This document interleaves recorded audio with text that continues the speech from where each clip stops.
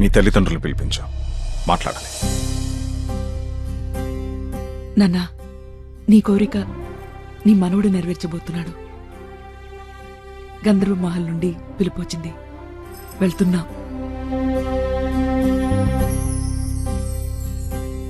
చిన్న వయసు, తెలియక వీడేదైనా తప్పు చేసి ఉంటే శేషయ్య మనవడిగా వీడిని క్షమించండి. మా శేషయ్య గారి కుటుంబం మళ్లీ నాళ్ల తర్వాత ఇక్కడికి రావడం నాకు చాలా సంతోషంగా ఉంది. ఆడపిల్లను కాకపోయి ఉంటే నేను మా నాన్నగారిలా ఇక్కడే ఉండి మీ వంశానికి సేవ చేసుకునేదాన్ని. ఆ అవకాశం నాకు లేకపోయినా నా కొడుక్కి దక్కింది. ఎలాగైనా మీ ఆస్తి మీకు అందజేయాలనేదే ఆయన చివరి కోరిక. అందుకోసమే వీడిక్కడికొచ్చాడు. చూడు సుగుణ, మీకు ఆస్తి పంచివ్వడం కూడా మా నాన్నగారి చివరి కోరిక. అయినా మిమ్మల్ని ఇక్కడికి పిలిపించింది ఈ లావాదేవీలు చూడ్డానికి కాదు, వీళ్ళిద్దరి పెళ్లి విషయం మాట్లాడడానికి. ఏంట్రా ఇది? మాట్లాడవేరా? ఏం మాట్లాడను? పెద్దానికి ఈ గంధర్వమహల్ అంటే ఎంత ప్రాణమో వీళ్ళకి తెలుసు కదా. అది పిల్లలు కట్నంగా ఇవ్వకుండా వాళ్ళ ఆస్తి వాళ్ళు తిరిగి తీసుకుంటే వీళ్ళిద్దరికీ కష్టం లేకుండా హ్యాపీగా పెళ్లి చేయించాను ఒక ఆలోచన కూడా ఉండదు. తిను చదువుకుందనే మాటే తప్ప తాత సొమ్ము మొత్తం అక్కకిచ్చేస్తుందంట. మొత్తం ఇచ్చేసి నువ్వు ఎవరినో పెళ్లి చేసుకుని వెళ్ళిపోతావు. ఆ తర్వాత వీళ్ళిద్దరి పరిస్థితి అంటే ఆలోచించావా? అందుకే బంధుత్వంతో అయినా మీ ఆస్తి మీకు చెందాలని జగద్ని ప్రేమించే ధైర్యం చేశా. క్షమించు. చూసేవమ్మా, ఇంతకన్నా మంచల్లోని నేనెక్కడ తేగలను? అది కాదు. కాదనకమ్మా, మీకంటే కావలసిన వాళ్ళు నాకు మాత్రం ఎవరున్నారు చెప్పు. మీ ఇష్టం.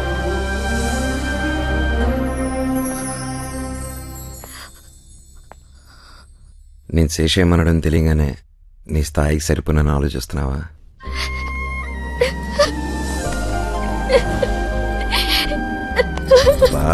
ఇప్పుడు ఏమైందని బాధపడుతున్నావు? బాధ కాదు, భయం. నేనుండగా భయం ఏంటి? భయం నా గురించి కాదు, నీ గురించి.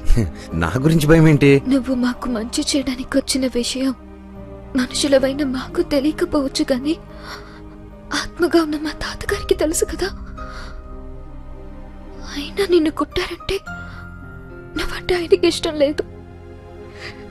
ఇప్పుడు మన పెళ్ళంటే ఆయన నిన్ను బ్రతకనెవరు. నువ్వు అవేం ఆలోచించుకో, పెళ్ళాక అన్నీ అవే సర్దుకుంటాయి. వద్దు, మన పెళ్లి జరగకపోయినా పర్వాలేదు, నువ్వు ప్రాణాలతో ఉండడమే నాకు కావాలి. అయితే ఇప్పుడేంటి, పెద్ద ఆయన వచ్చి పెళ్లి చేసుకోమని చెప్తే కానీ చేసుకోవా? నీ లైఫ్ ని రిస్క్ లో పెట్టి ఈ పెళ్లి నాకొద్దు. అయితే ఆయన ఒప్పుకుంటే చేసుకుంటావా? నాకు 2 నిమిషాలు టైం, ఆయన ఒప్పించి తీసుకొస్తా.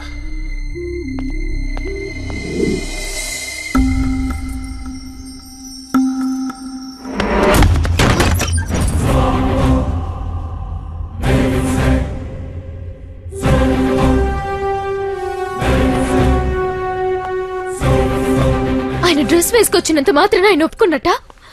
నా మాట విని నువ్వు ఇక్కడి నుంచి వెళ్ళిపో. బా జగదా, పెద్ద నన్ను కొట్టలేదు. ఇదంతా నేనాడిన డ్రామా. గంధర్వ మహల్ ఇబ్బందుల్లో ఉందని అమ్మ చెప్తే బయలుదేరి వచ్చాను. మిమ్మల్ని ఇబ్బంది పెట్టే వాళ్ళకి ప్రాణభయం పెట్టి కంట్రోల్లోకి తెచ్చుకున్నాను. పెద్దానికి ప్రాణమైన ఈ మహల్ కట్నంగా ఇస్తున్నారని నిద్రపట్టలేదు. ఆ రాత్రే నరసింహరాయుడు గారు నన్ను ఆత్మగా వచ్చి కొట్టారని మిమ్మల్ని అంతా నమ్మించాను. మరి గుర్రం మీద వచ్చి ఇల్లు వదిలి వెళ్ళకూడదని కొట్టారని చెప్పావు. అది నేను చెప్తేనే కదా మీకు తెలిసింది. నీకు దగ్గర అవుదామని చెప్పిన అబద్ధం. మరి తాతయ్య కొట్టారని బుజ్జంకులు కూడా చెప్పారు. వాడిని కొట్టింది కూడా నేనే. మహల్ పత్రాలు తీసుకున్నాడనే ఈ డ్రెస్ వేసుకొని చీకట్లో కొట్టి పెద్దనే కొట్టారని నమ్మించా. మరి భూత వైద్యుడు ఆత్మలున్నాయని చెప్పాడుగా. అప్పటి నుంచే నాకు అనుమానం మొదలైంది.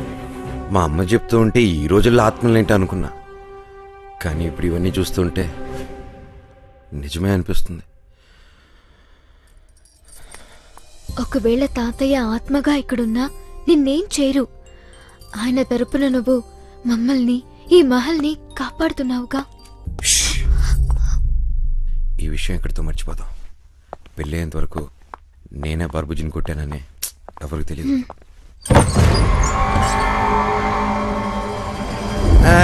బుజ్జి గారు, అది ఇది వాళ్ళ తాతగారిది.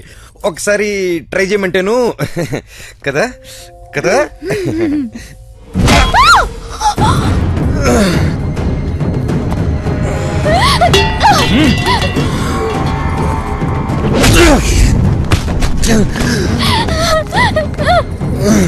ఏరా, బొమ్మను చూపించి భయపెడతావురా? నన్ను వెధవం చేసి నాటకాలు ఆడతావా? లాక్కురారా దీన్ని. ఏమిట్రా పిల్లని అలా లాక్కొస్తున్నారు? సూట్ అయింది. దా పీటలు ఎక్కుదు. ఇప్పుడు ఆ పెళ్లి కూతురు లాక్కురండి రా. తమ్ముడు ఆగరా.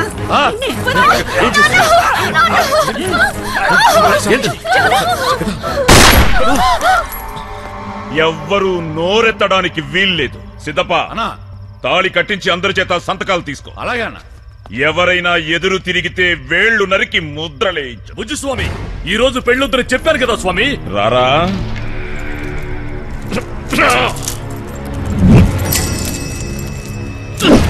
దెయ్యం ఉందని వాడు కథలు చెప్తే లేని దెయ్యాన్ని నువ్వు పడుకోబెట్టేస్తావురా? ప్రేతాత్మ అమావాస్య శ్మశానంలో కప్పి పెట్టాలి.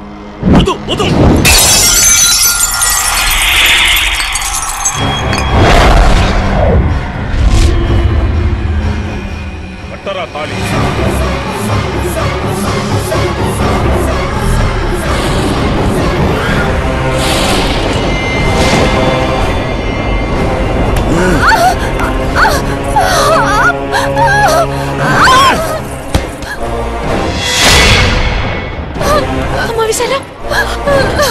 ఈ భూపతి పక్కన కూర్చునే అర్హత నా అమృతవల్లికి మాత్రమే. నువ్వు కూడా నాటకాలు మొదలెట్టావరో?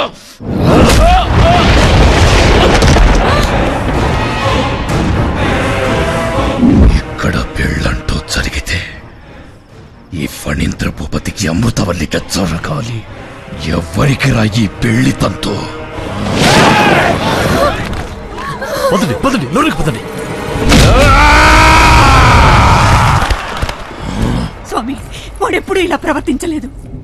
ఇప్పుడు తను నీ కొడుకు కాదమ్మా, ఫణీంద్ర భూపతి. ఆ బుజ్జిస్వామి తొందరపాటు వల్లే ఇలా జరిగింది. ఈ ఆపద నుంచి మీరే ఎలాగైనా బయటపడాలి స్వామి. ఇప్పుడు మిమ్మల్ని కాపాడగలిగేది నేను కాదు, మరొకరున్నారు.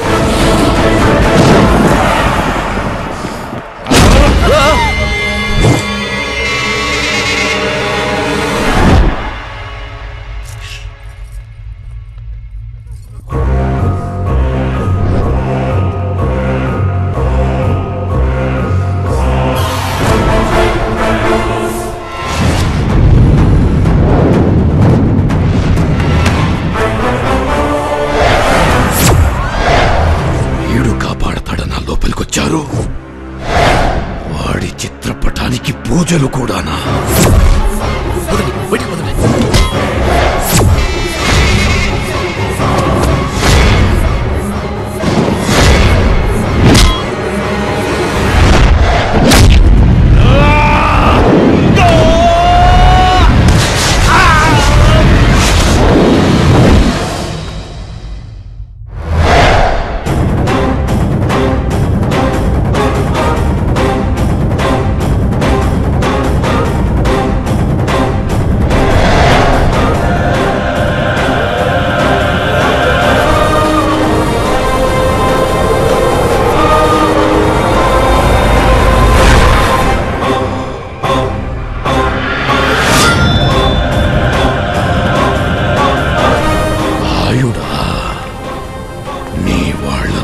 నా నుంచి కాపాడుకోవడానికి వచ్చావా?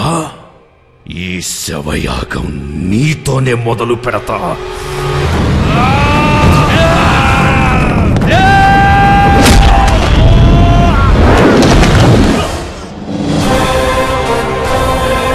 నిన్ను బయటికి తరిమి తరిమి కొట్టడానికే వచ్చాన్రా.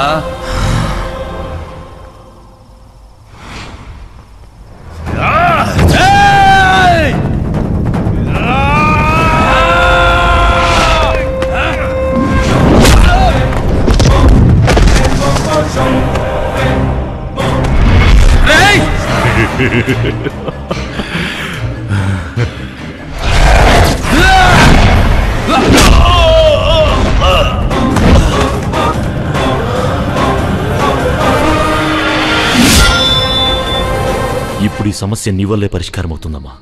వాళ్ళిద్దరిలో ఎవరు చనిపోయినా మళ్ళీ రాయుడు గారి కుటుంబానికి అన్యాయం జరుగుతుంది.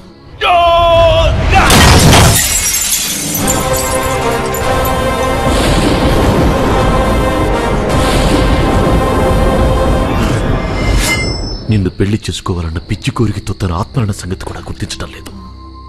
నీకు పెళ్ళయిందని తెలిస్తే తను వెళ్ళిపోతాడు. ఇంతకాలం తర్వాత ఈ రూపంలో భూపతి నన్ను గుర్తుపడతాడా? వాళ్ళు చనిపోయినప్పుడు వాళ్ళకి ఎలా కనిపించామో ఇప్పుడు వాళ్ళ ఆత్మలకు కూడా అదే రూపంలో కనిపిస్తాం. నా వల్ల ఆ కుటుంబానికి మేలు జరుగుతుందంటే నా ప్రాణాలు ఇవ్వడానికైనా సిద్ధమే.